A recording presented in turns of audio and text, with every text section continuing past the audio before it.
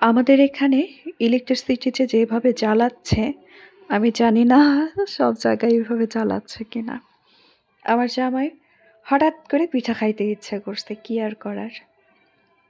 আর এইদিকে আহ, আমরা প্রথম কাঁকড়া খেলাম, অর্ডার করেছিলাম। অর্ডার আমরা করি নাই, আমাদের ভালোবাসার একজন অর্ডার করে দিয়েছে, ফালাক খেতে চেয়েছিল তাই। তো সব কিছু মিলিয়ে আজকের ভিডিওতে থাকছে। আজকের ভিডিওটি সম্পূর্ণ সাথেই থাকবা। হ্যালো এভরিওয়ান, আসসালামু আলাইকুম। সাথে আছি আমি হুমায়রা। আবারও একটা নতুন ব্লগ ভিডিও তোমাদের সাথে হাজির হলাম। আশা করি যে যেখানে আছো ভালো আছো। আমরাও আছি, আলহামদুলিল্লাহ ভালো আছি। তবে প্রথমেই একটা কথাই বলবো যে অবশ্যই লাইক দিয়ে সাথেই থাকবা। ফালাকের বাবা হঠাৎ করে আমাকে মেসেঞ্জারে, হোয়াটসঅ্যাপে সব জায়গায় মেসেজ করে রেখেছে যে তার আমাদের এখানে পাকান পিঠা বলে এটা, তার সে পিঠা খেতে ইচ্ছে করছে।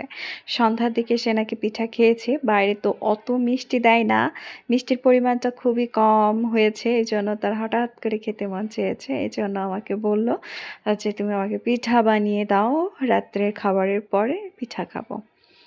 এবার তো জামাইয়ের আবদার, আমি তো চেষ্টা তো ত্রুটি রাখি নাই। আমি চলে আসছি রান্নাঘরে, এসে তো গোলাটা বানিয়ে নিচ্ছি। প্রথমে চালের গুঁড়া দিয়েছি, তারপরে গমের যে গুঁড়া সেটাও দিয়ে দিয়েছি।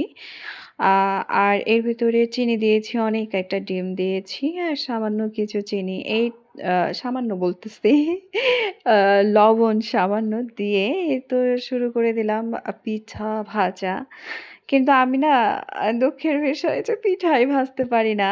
অনেক চেষ্টা করার পরে এবড়ো থ্যাবড়োভাবে কোনো রকম হয়েছে, কোনো রকম হয়নি। তারপরেও এটাকে পিঠা বলে না, এটাকে কি বলে মিষ্টি ভাজা বলে আর কি।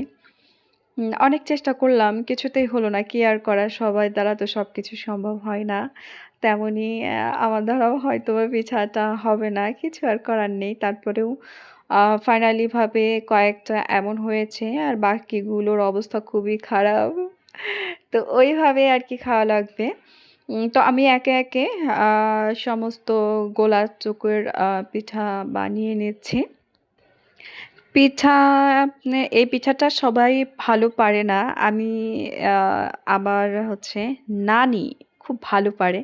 আমি আগে ছোটোবেলায় দেখতাম আমার নানি যখন আমাদের বাড়িতে আসতো, খালি হাতে তো ওইভাবে আসা যায় না।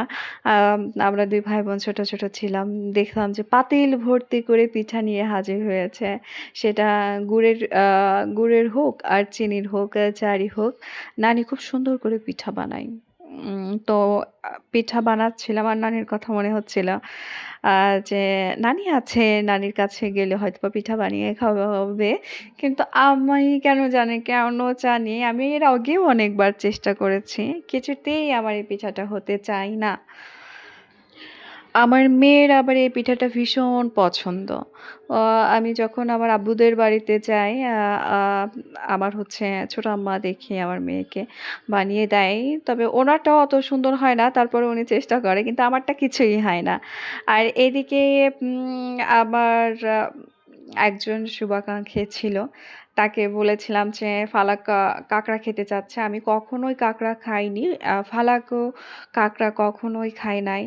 তো আমি যেই বলেছি সেই অর্ডার করে বিল পেমেন্ট করে দিয়েছে। পরে পার্সেল তো আমাদের বাসায় চলে এসেছে। তো এই ফার্স্ট টাইম আমি আর ফালাক হচ্ছে কাঁকড়া ট্রাই করলাম। কাঁকড়া ট্রাই করার আগে ফালাক খুবই এক্সাইটিং ছিল। আম যে ফালাক কাঁকড়া কেমন হবে খেতে, কেমন হবে? তো কাঁকড়া ফালাককে দিলাম। তো আমিও একটু খেলাম, যে একদম চিংড়ি মাছের মতোই সেম, সেম লাগলো। তো এটা হচ্ছে কাঁকড়া ভুনা ছিল। এটা পরোটার সাথে পেয়েছি হচ্ছে একটা প্যাকেজ না, একটা সিঙ্গেল ভাবে একটা কাঁকড়া আর ৫ টা পরোটা। এই দিয়ে এসে মানে দিয়েছে আরকি। এটা অর্ডার করেছিলাম একমাত্র ফালাকের জন্যই। আর সবকিছু মিলিয়ে হয়েছে, কিন্তু আমার যে খুব একটা স্পেশাল কিছু মনে হয়েছে তেমন না। তবে ছিল কোনরকম বলতে ভালোই ছিল খাবারটা। তো ফালাক মজা করে যেমন তেমন ফালাকের বাবাও মজা করে খেয়েছে। ফালাকের বাবা কয়দিন আগে কক্সবাজার গিয়েছিল ওখান থেকে আম খেয়েছে। ও অনেকবারই খাওয়া হইছে ওর। কিন্তু আমরা তো সেভাবে খাওয়া হয়নি আমাদের। আর কুষ্টিয়াতে সি-ফুড রিসেন্ট আসছে। আগে তো সেভাবে আ সি-ফুডের অনলাইন বিজনেস ছিল না। এখন তো কুষ্টিয়াতে অনেক আপডেট হয়ে গেছে। আর এই তো ফারাককে বলছিলাম, "তোমার কেমন লাগতেছে?" ও কিছু বুঝছে না। ওই যে কাঁকড়ার কি যেন বলে ওইগুলো একটু চাবাই খাবে তো সেটা পাচ্ছিল না। হ্যাঁ?